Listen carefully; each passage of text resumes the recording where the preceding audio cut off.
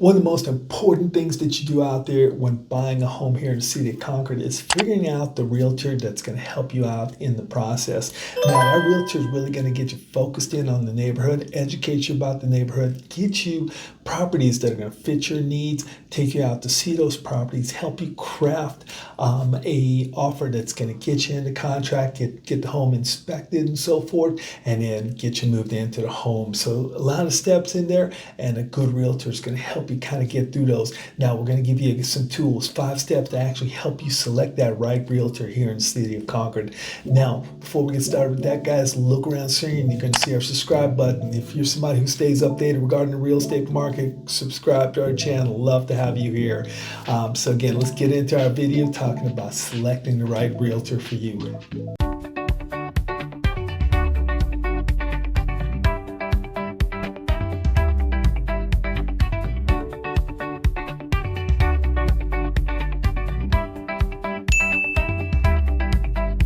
As I said earlier, in this video, I'm going to be giving you 5 steps to help you select the right realtor here in the city of Concord. The first step is really connecting, meeting a realtor. And there's many different ways that you can connect with a realtor. But one of the things we got to think about, just because you met a realtor a certain way doesn't mean they're a good or bad realtor. Still got to do your due diligence to figure out what kind of person you're working with. Now, one of the best ways to actually connect with a realtor is a referral from a friend or family member. Somebody who's used a realtor in the past and can vouch for the realtor and have had a good experience with them. Also, business professionals, folks like CPAs, financial advisors, attorneys, and so forth. Referrals from those kind of people are usually very good, simply because you're talking to somebody who has had experience, or in some cases a lot of experience, with that particular realtor, and have known them for a while and used them in the past and seen how they work, and they can recommend them to you. That's a great way to get a referral. Also, somebody who you've used in the past, if you've had a great experience with this person, nothing wrong with going back to them. Again, none of these ways are saying that it's a good or bad person or a good or bad realtor, but we got to make sure that even if it's somebody we've used in the past, that we do our due diligence. You change, that person's changed. So we want to take a look and do our due diligence to make sure this is still the right person to you. Some other ways that you can meet realtors: open houses. When we're visiting open houses, you connect with somebody you met at events, network events, professional events, and so forth, and you've connected with them. That's a great source. You may just call off of a sign. A really good source, and I'm going to talk about this also, is really finding somebody on the internet, because there's so much information on the internet. Now, one of the things, again, guys, as I said earlier, whatever way you meet the realtor, connect with a realtor, it doesn't make them a good or a bad realtor. You still have to do your due diligence. Now, you've heard me say a couple times, do your due diligence.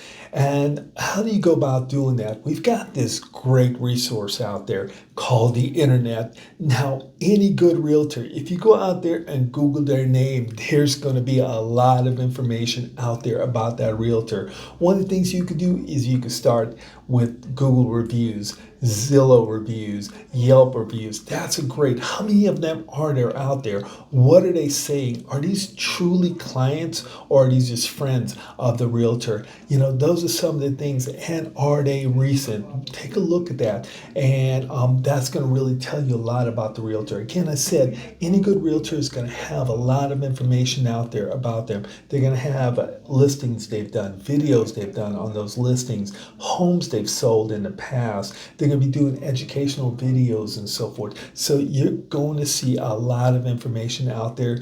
Look at their social media. What are they posting? What kind of person is this? Somebody you're going to connect with. You're going to be able to really kind of learn a lot about that person. Now, on the other end of things is, if you're not seeing a lot of information out there about the realtor, you're not seeing Google reviews, you're not seeing posts that they've done, you're not seeing listings that they've done, this is probably an indication that you're working with a realtor that hasn't done a lot of business, maybe not as active, maybe they have another job and so forth, and this is something they just do part-time. So that's one of the things you got to consider is how much information's out there, what can you find out about this realtor. Again, good active realtors are going to have a lot of information.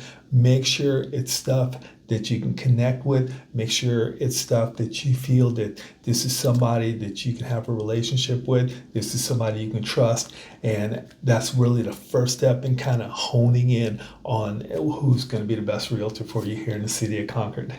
Now, some other things that you can do to really kind of analyze and evaluate a realtor is simply go to the Department of Real Estate website. You're going to see if there's been any disciplinary actions, make sure their license is active and so forth. That's one of the steps in there.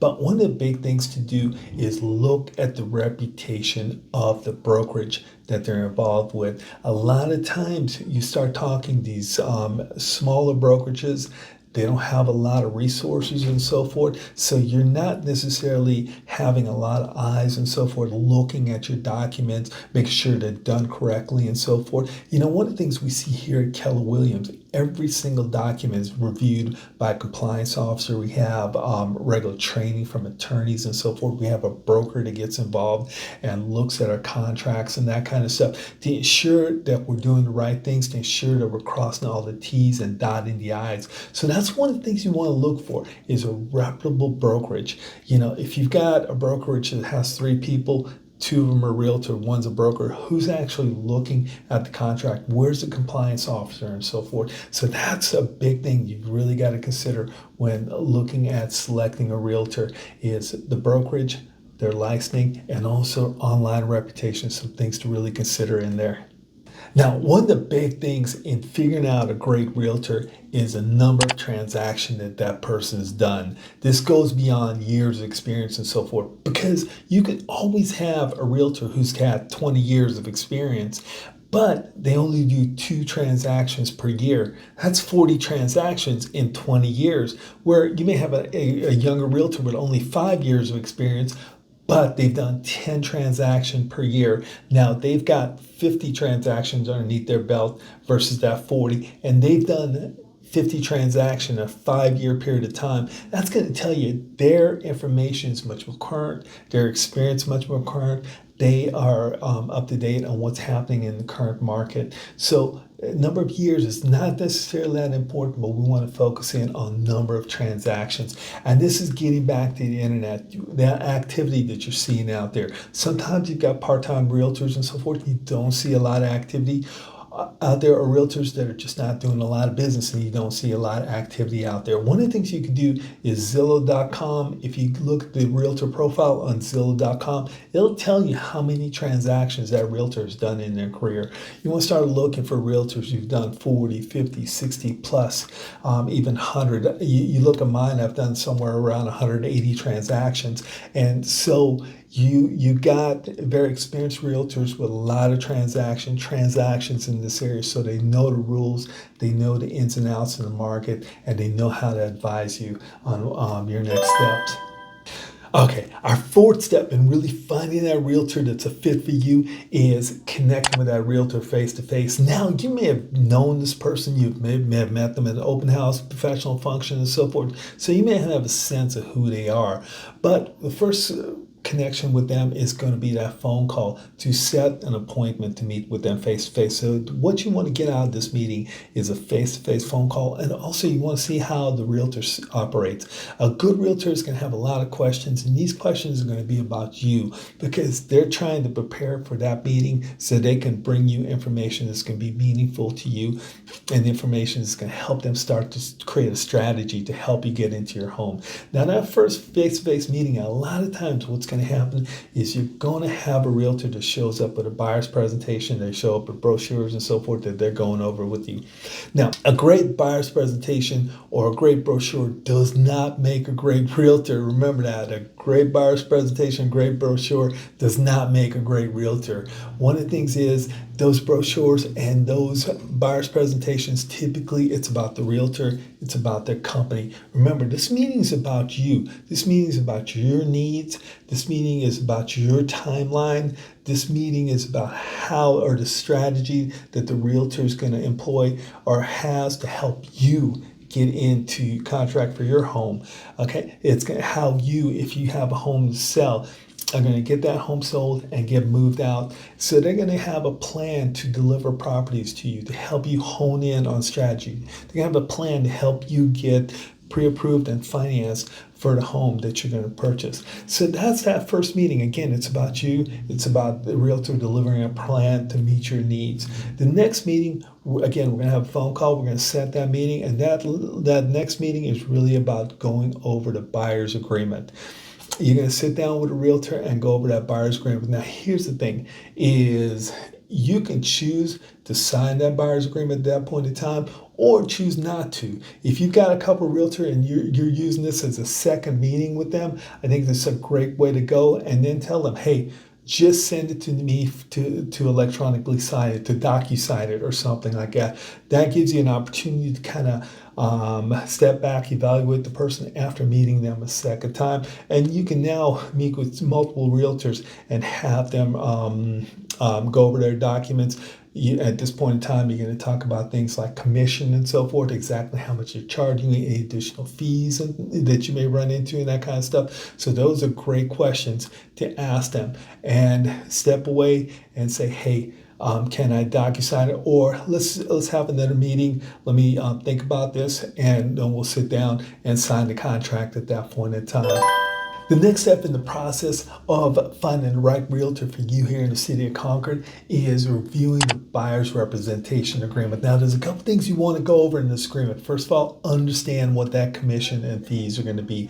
Understand what that commission is going to be. Also, the length of the agreement. Now, one of the things is typically the agreements here in California are 90 days, but you can shrink that. You can shrink it down to 30 days. This allows you, if this turns out to not be the right realtor for you, you're able to, the document expires and you're able to get out of that contract pretty quickly. Now, if it turns out this is a great realtor, and you want to stay in contract with them, it's simply an addendum to you simply update an addendum and it extends. Now, the final thing to really look at is the cancellation. Typically, there's a 30-day notice. It defaults to a 30-day notice before you can cancel agreement. But here's the thing, guys, you can shrink that. You can go to a 5-day notice. I typically just write mine as a 5-day notice. You can go to a 2-day notice. So this allows you to get out of the contract quickly. Now, a couple things, you can actually definitely get a copy of that contract before you sign it.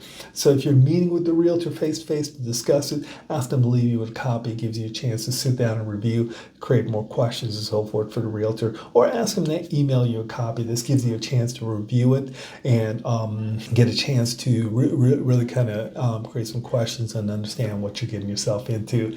And that's the next step in finding the right realtor for you here in the city of Concord. So in this video, we've covered 5 steps to really kind of hone in and find that right realtor for you. We talked about some common ways that people meet realtors out there, from professional referrals to referrals from friends and family, people you've known in the past, or realtors you've known in the past, or somebody you've worked with in the past. You know, we've also talked about doing your due diligence. Remember, whatever way you meet a realtor doesn't mean they're good or bad. You still got to do your due diligence.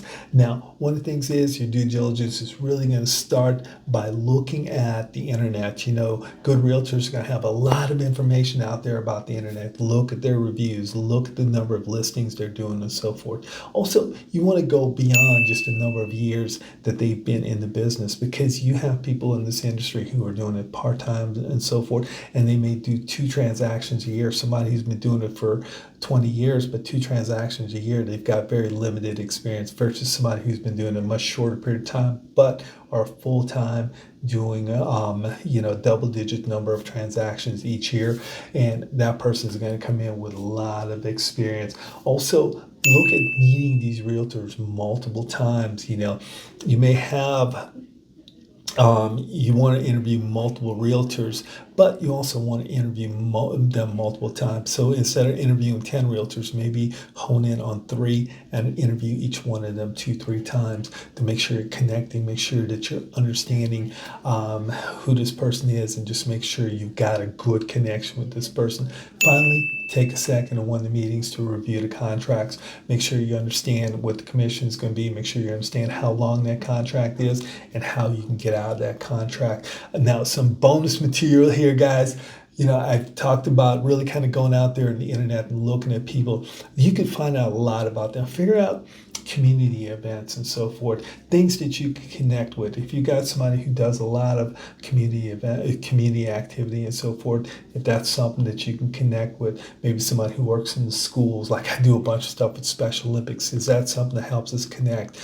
I have a military experience and so forth. Is that something that helps us connect? Look for things like that that's going to help you connect with realtors. So guys, have a great week. Look around the screen. If you're somebody who stays updated regarding the real estate market, you're going to see our subscribe button, subscribe to our channel. Love to see you out here. Okay. Hey, have a great rest of your week now. Bye-bye.